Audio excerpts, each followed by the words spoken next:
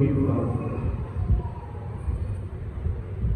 அவர் நம்மில் ஒருவருக்கும் தூரமானவர் அல்லவே என்ற வசனத்தின்படியே பரிசுத்த ஆவியானவர் நமக்கு அருகாமையிலே நின்று கொண்டிருக்கிறார்.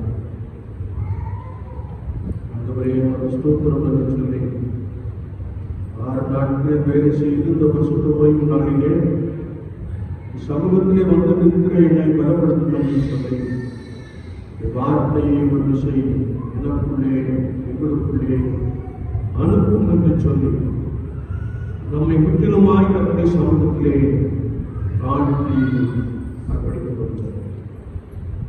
பரிசுத்த ஆவியானவரே, வார்த்தை எங்களை பலப்படுத்தட்டும் என்று சொல்லி நம்மை நம்முடைய சமூகத்திலே முற்றிலுமாக தாழ்த்தி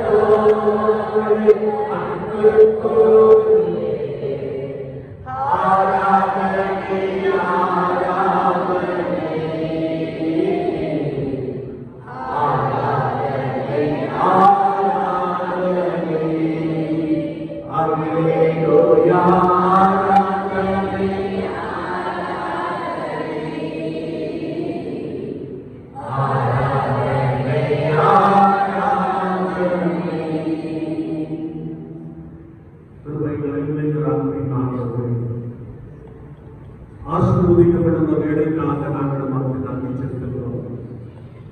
இதோ உடைய அனுபவமை நீர் என்னை கண்டீர், நீர் எனக்கு சுகம் கொடுத்தீர் என்று நம்பிக்கையோடு விட சமூகத்திலே நின்று கொண்டிருக்கிற இந்த தயவுக்காக நாங்கள் நமக்கு நன்றி செலுத்துகிறோம். வார்த்தையை உதவி செய்ய ஜனங்களுக்குள்ளே அனுப்புவீராக. வார்த்தையுடைய பலப்படுத்தட்டும். வார்த்தை உள்ளுக்குள்ளே புதிய காரியங்களை செய்யட்டும்.